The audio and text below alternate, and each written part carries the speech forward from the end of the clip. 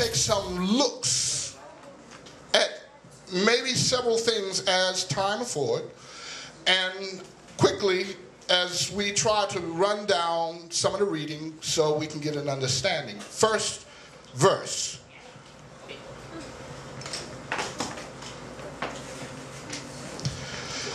Become imitators of me, as I also am of Messiah. And I praise you, brothers, that you remember me in every way and keep the traditions as I have delivered them to you. I wish you to know that the head of every man is Messiah, and the head of every woman is man. And the head of man, and the head of Messiah is Elohim. So my topic today is order. Order. Yahweh has established order. Yes. Yes. So this is how we're going to look at it. We're going to look at the order of things, what should be and what is to be. Verse 4. Every man praying or prophesying, having his head covered, brings shame on his head. And every woman praying or prophesying, hear that, ladies? You're prophesying as well. It's not just men, but you are to be the vessel that brings a word, a prophecy as well. So we are equal in this.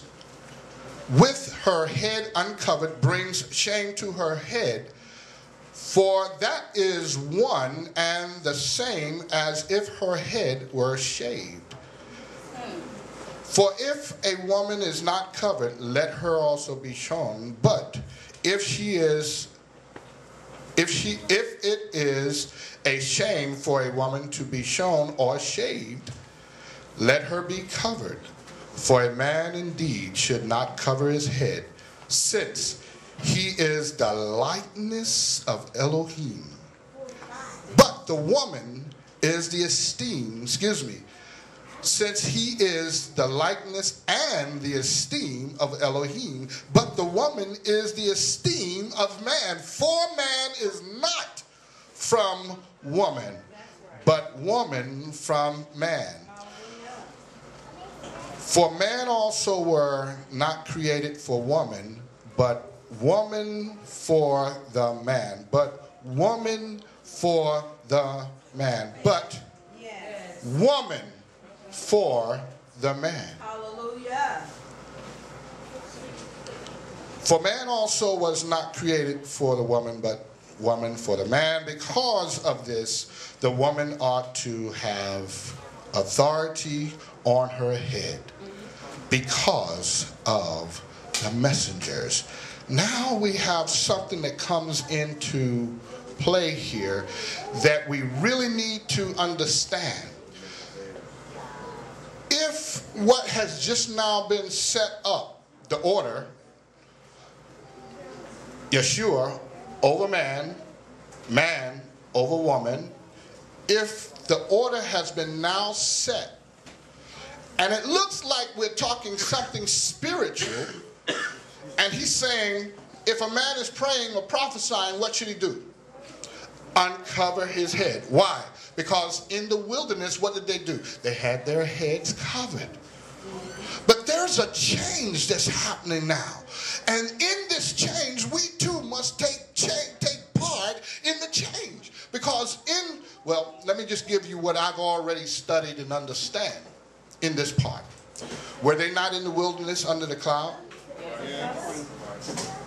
Yahweh, as we understand, led them by the cloud, right? We can study it out and find that it is actually Yahshuah.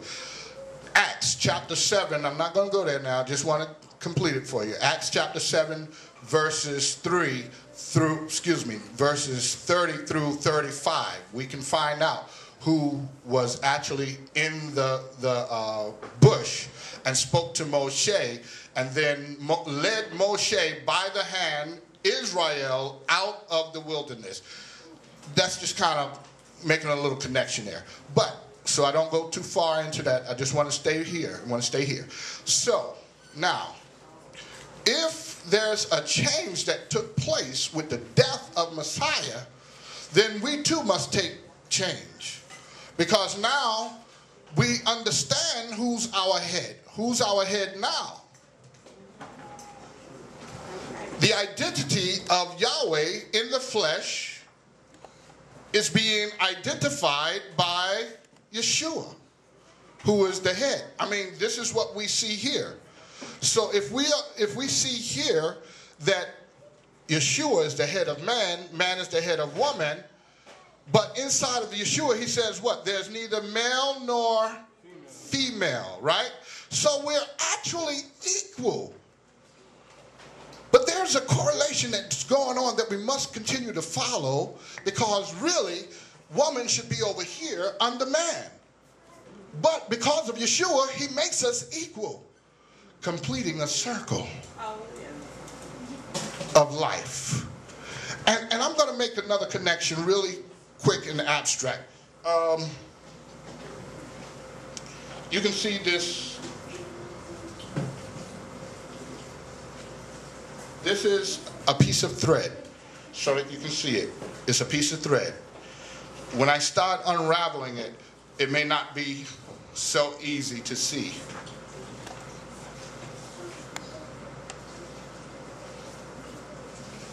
Now, I would really like to take this thread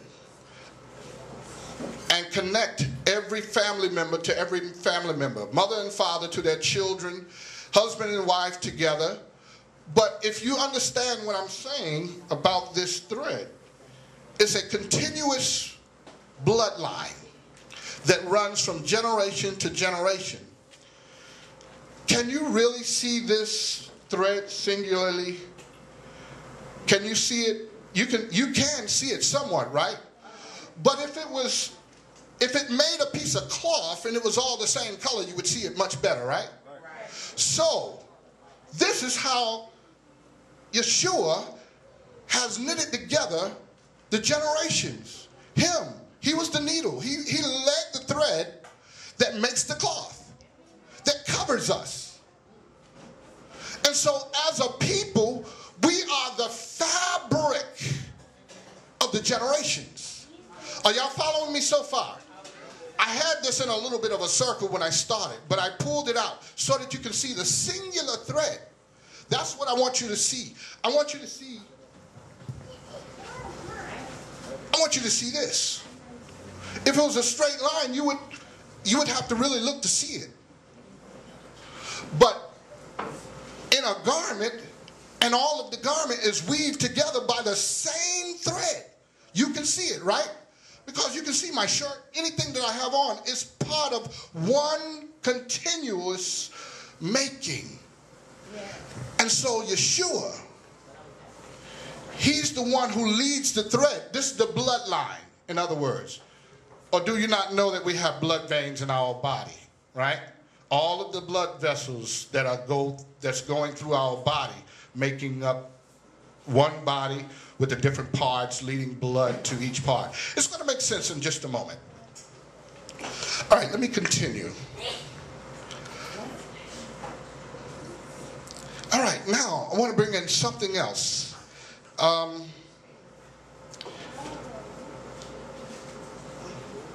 Verse 11. However, man is not independent of woman, nor woman independent of man in the master. For as the woman was from the man, even so the man also is through the woman. But all are from Elohim. Judge for yourselves. Is it proper for a woman to pray to Elohim with her head uncovered? Does not nature itself teach you that if a man indeed has long hair, it is disrespect to him. And if a woman has long hair, it is an esteem to her, because the long hair has been given to her over against a veil. If, however, anyone seems to be contentious, we do not have such a habit, nor do the assemblies of Elohim. And in declaring this, I do not praise you, since you come together not for better, but for worse. For in the first place, I hear that when you come together as an assembly, there are divisions among you, and to some extent, I believe. For there have to be a fraction even among you, so that the approved ones might be revealed among you. So in other words, there must be a tearing apart to find those who need to be revealed, those who are really going to be true. Because in the crowd, everybody can be. In other words, everybody can be in the crowd. But when the true testing comes, the true believers are going to stand. Stand. That's why we're told to do what? Stand. So in this, let me see if I can push on through so I can keep this part going, flowing. Verse 20. So when you come together in one place, is it not to eat the master's supper? For when you eat, each one takes his own supper first, and one is hungry, and another is drunk. Have you not houses to eat and drink in? Or do you despise the assembly of Elohim and shame those who have not? What shall I say then to you? Shall I praise you in this? I do not. For I received from the master that which I also delivered to you, that the master Yahshuah, in the night in which he was delivered up, took bread. Now, what are we talking about? Passover, right? And was this during the day or during the night that he took Passover? It was the night. It's right here. I'm only asking to repeat what is read. So if we're trying to figure out, sometimes we're in these midrashes, we're trying to complete some thoughts. But right here it says, and this is one who knows because his life crossed with Yahshuah. So if he says that his life, he took the Passover at night, then verse 3 says, and having given thanks, he broke it and said, take, eat. This is my body, which is broken for you. Do this in remembrance of me. In the same way, also the cup after supper, saying, this cup is the renewed covenant in my blood. As often as you drink it, do this in remembrance of me. For as often as you eat this bread, everyone say, eat the bread. Eat the bread. Eat the bread. Eat the bread. Eat the bread. Eat the bread. When do we eat the bread? Passover. Right. Just checking. Just checking. Just checking. All right. For as often as you eat the bread, eat this bread and drink this cup, you proclaim the death of the master until he comes. Wow. Wow. Something is happening here. I'm going to try to finish this reading because I really don't want to get caught up yet. I want to finish this part, this chapter 11, and try to bring in the spiritual part because I'm dealing with the natural and somewhat the spiritual as well. It really is. But we're going to get into the spiritual part. If I don't get there, I don't get there today. But I'm going to try. I'm going to push. All right, so now let's see what happens. We do this, what? Passover in remembrance of Yahshuah, right? So we have Yahshuah. That's the head. Now, we're putting things in perspective. verse 27. So that whoever should eat this bread or drink this cup of the master unworthily should be guilty of the body and blood of the master. But let a man examine himself, and so let him eat of the bread and drink of the cup. For the one who is eating and drinking unworthily eats and drinks judgment to himself, not discerning the body of the master. Because of this, many are weak and sick among you, and many sleep. Now remember at Sukkot that my topic was John chapter 11 verse. Someone grab that really quick. John chapter 10 and then 11. First 10. Right, but I'm going to go to 10 and 27 and 8. Someone read that. Chapter 10. Verse what? 27 and 28. My sheep hear my voice, and I know them, and they follow me. And I give them everlasting life, and they shall by no means ever perish, and no one shall snatch them out of my hand. Hallelujah. Do you believe that? Oh, yeah. Yeah. Read it again. Let's get clarity. Read it again. My sheep hear my voice, and I know them, and they follow me. And I give them everlasting life, and they shall by no means ever perish, and no one shall snatch them out of my hand. Let's go to 11 and 26 now. Someone read that. I'm really digging for something deep here. I'm digging for something. For as often as you eat this bread and drink this cup, you proclaim the death of the master until he comes. Okay, that was good, but let's go to 11 and 26. John 11:26. But that was good. That was a reminder, because that's right where I'm going. But you do not believe, because you are not of my sheep, as I said to you. Chapter 11. Everyone that is living and believing in me shall never die at all. Do you believe this? Now there was something going on. This was Mary. This was Miriam, Martha, and Eliezer, which we've known as Lazarus. Okay, they were going out. He had been in the tomb for 4 days. They went to tell Messiah if he would come and pray for him. If you had been here, he wouldn't have died. And I taught this a little while ago before we went to Sukkot, and I identified Lazarus as, or Eliezer, as the friend. And I identified Martha as the witness, because she went out to the master, and they both heard he was there, but Miriam stayed in the house mourning. And so when she talked to the master, he said, go and call for your sister. She went back to the house and called for Miriam and said to Miriam in secret, because the Pharisees and scribes was around there sitting and, you know, mourning with her and praying with her. And she would tell her in secret that the master has come. The teacher has come. And he's calling for you. And when I studied that through, I'm like, wait a minute. This is young Torah.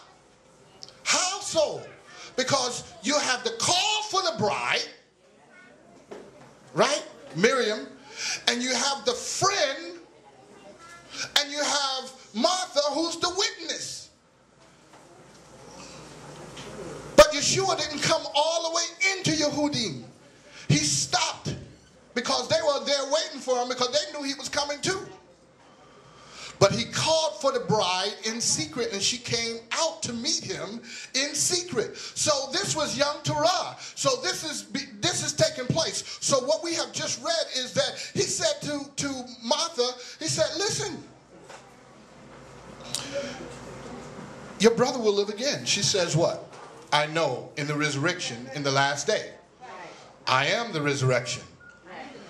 But she kind of sidestepped when he said, do you believe this? She said, yes, I believe that you are the Messiah, that you are the one from Yahweh. She didn't go directly to his question because he said, what he said very direct, he said, if you are me, you will never die at all. Do you believe this? And so this was my topic at Sukkot. So Yahweh made an awesome connection for me. There's another scripture that says, if you are in me and I in you, you will never die.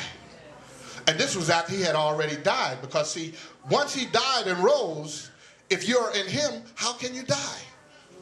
Even though we die far as the grave is concerned, but that's really sleep. That's not death. That is not forever death. That's a sleep. Okay, so now we have to start changing our mind as how we think about death and sleep, and come to a better conclusion as to what Messiah is talking about. And this is what I'm going to show you. So now, back to 1 Corinthians chapter 11, verse 30, once again. Because of this, many are weak and sick among you, and many what? Sleep. Many sleep. Why? Because they don't understand what's going on here. There's a blood transfusion that's taking place. For if we are to examine ourselves, we would not be judged. But when we are judged, we are disciplined by the Master, that we should not be condemned with the world. Wow. Look at this. Let's see what just took place.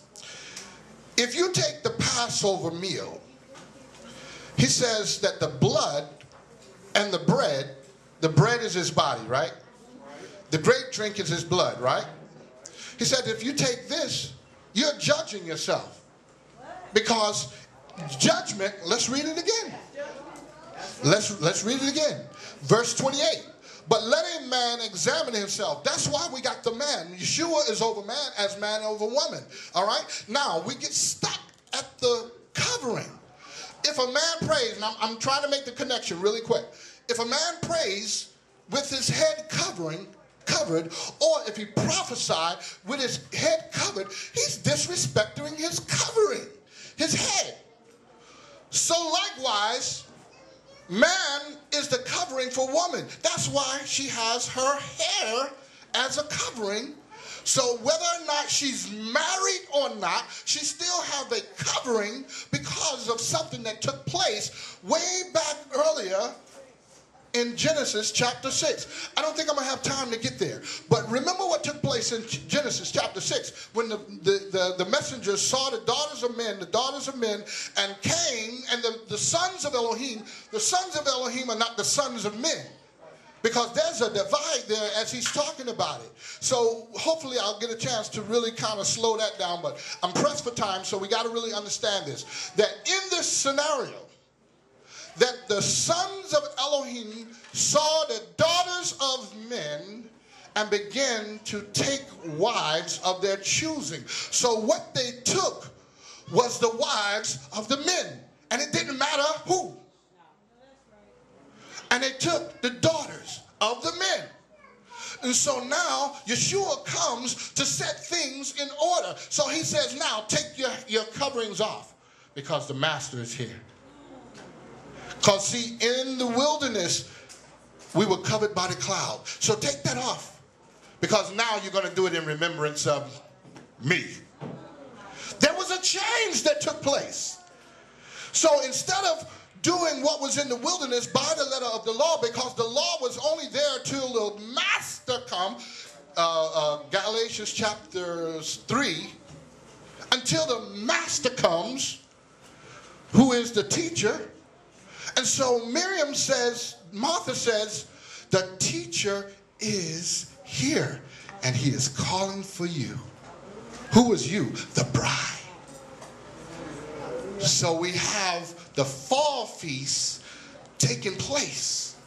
All right? And so right here where we're reading are the spring feasts. Now, let's finish making this connection.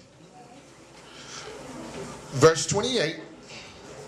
But let a man examine himself, so let him eat of the bread and drink of the cup. So when you eat of the bread and you drink of the cup, what are you doing? You're examining yourself through judgment. So guess what? Anyone who doesn't examine themselves, guess what? They are left wide open to the judgment of Yahshuah when he comes. There you go. This is why he says, take, drink, this is my blood. That's right. Eat the bread, this is my body. All right, so let's continue. For the one who is eating and drinking unworthily eats and drinks judgment to himself. So guess what? This Passover that's coming, I will be sitting down with my family and taking the bread and the drink. But at the same time, I will be judging myself again. So, what takes place here? Let's really understand. Verse 30. Because of this, many are weak and sick among you, and many sleep. That's death they're talking about. For if we were to examine ourselves, we would not be judged. So you mean to tell me if I take the Passover, I'm not going to be judged? Who would not want to do this? If I can satisfy the judgment against my sins simply by being obedient and taking the bread and the grape into my body, it wipes away my sins. I'm not being judged with the world when the Messiah comes to judge the world. Oh, that's awesome. 32. But when we are judged, we are disciplined by the master. Listen to what's happening. When we're judged, when we take the Passover, the master is now judging us and he's disciplining us. That we should not be condemned with the world. We have not been appointed to wrath. 1 Thessalonians chapter 5. We're not going to go there. I'm just trying to wing us through. 33. So then, my brothers, when you come together to eat, wait for one another, and if anyone is hungry, let him eat at home, lest he come together for judgment. And the rest I will set in order when I come. Evidently, there's something that went on in this exchange. We don't have all the information. Something was going on. But he's trying to get them back on track. And he's saying, when I get there, I'll take care of the rest of it. But for now, brothers, remove the covering from your head when you are praying or prophesying. Sisters, cover your head when you are praying or prophesying. So I'm glad to see that's something that has already started to happen here, because, you know, this has been a struggle for me. I'm telling you, this is something that I really have to sink my teeth into, understand. And I believe Yahweh is giving me something here when he said, it's in the blood. Notice I brought red thread. Right? There's a thread that's going through each of us, and it's called blood. And from father to mother to child, over and over and over again, until you see this fabric across the generations of life. And if I can touch a little bit of chapter 12, it'll come together a little closer as well. Chapter 12. And concerning the spiritual gifts, brothers, I do not wish you to be ignorant. You know that you were nations. Now a little more clarity is coming together, because we're talking about nations, not just one individual or one people. We're talking about nations, individuals. Now the blood makes a whole lot more sense. Led astray to dumb idols, even as you might be led. Therefore I make known to you, no one speaking by the Spirit of Elohim says Yahshuah is a curse, and no one is able to say that Yahshuah is master except by the set-apart Spirit. And there are different kinds of gifts, but the same Spirit. There are different kinds of services, but the same master. And there are different kinds of workings, but it is the same Elohim who is working all in all. And to one is given the manifestation of the Spirit for profiting. And for one is given the word of wisdom through the Spirit, to another a word of knowledge, according to the same Spirit. It's only one Elohim, but he's working all of this. And to another belief by the same Spirit, to another gifts of healing by the same Spirit, and to another operations of power, and to another prophecy, and another discerning of spirit, and to another kinds of tongues, and to another interpretation of tongues, but one and the same Spirit works all these, distributing to each one individually as he intends. For as the body is one and has many members, but all the members of that one body, being many, are one body, so also is the Messiah. For indeed by one Spirit we were all immersed into one body, whether Yehudim or Greeks, or whether slaves or free, and we were all made to drink into one Spirit. So, if we're all being made to drink, what are we drinking? The blood. What sustains life?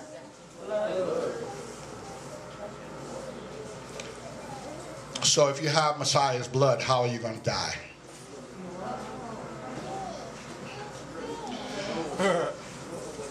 Are y'all seeing me yet? He said, if you are of Messiah, if you believe in him, and you are of Messiah, you shall not die at all. This is why he said, do you believe this? Yea, Master. I believe that you, she sidestepped. I believe that you are the Messiah who comes from Elohim. But to answer that question straight out, I told y'all, Etsuko, my mom, she passed. And her parents, they passed. We see each other, our parents pass. And we become the parents that pass. And then we pass. And our children are here. And then their children and their children. But what Yahshuah has done is he has linked us together by the blood, that if we believe and we drink of the cup of his blood into your DNA is now being changed by faith, by the word of Yahshuah, who says, take, drink, take, eat. If you do that with believe that you will not die. Why? Because you have now taken Yahshuah as your master, and we shall not die. I believe that. Even if I were to be rolled down in a coffin, my spirit will arise, because I know, just like he rose, I'm going to rise. So why should I be afraid of a man who can only kill my body? It's better that we work for the one who can destroy the soul. So we are not afraid. We have not been given the spirit of fear. I will face death with knowing the knowledge of living again. So no matter what my time is, I don't know. But I'm going to live it for him, because he lived it for me. And he died in my place so I don't have to die. So I know if I die for him, that I live again. So now let's look at this thing for real. Let's look at this, how this is working. In the creation, we know that man was created first. Woman was created after man. But in this scenario, does not man come from woman? Are we not born from woman? Man born of a woman is of few days, many troubles. We are born from our mothers, right? They're the mothers of life, right? But the scenario that he's trying to show us, that woman is not, man is not from woman, but woman is from man. Because in the beginning, Yahweh created Yahshuah, created man. So the same way about the priesthood. So now I'm entering another thing, and I'm closing out. We have Melchizedek, the priesthood of no end and no beginning. Here's the same scenario. We have the Levitical priesthood. Why was the Torah added? Because of transgression, right? Galatians chapter 3. So because the Levitical priests die, Yahshuah came under the order of what? Melchizedek, right? So do we really say Melchizedek, Yahshuah is under the order of Melchizedek, or Melchizedek is under the order of Yahshuah? Because in the beginning he said, let there be light. And we went through this scenario many times. So in the sixth day he created man, but the light was already there in the first day, right? So we know that the light was Yahshuah, right? So really Melchizedek was created in the image of Yahshuah of the light. And so now we have this Melchizedek as the priesthood that comes, and there's no beginning and no end. But he was in the likeness of Yahshuah. But now we have man who is under Yahshuah, and then we have woman who really brings in man, because man is birthed through woman, but woman comes from who? Man. So y'all seeing these difficulties? If we slow it down, we can kind of make some sense about it. So we who are here today, we are part of the priesthood of no end, no beginning, because we are of our Father. So when we take the blood and the bread, when we take those into our body, we are being renewed by our minds and changing from what we were to what we are to become. The lights. We are like Yahshuah. We were made in the image and the likeness of Yahweh, right? So here it is. Now we can kind of see this picture.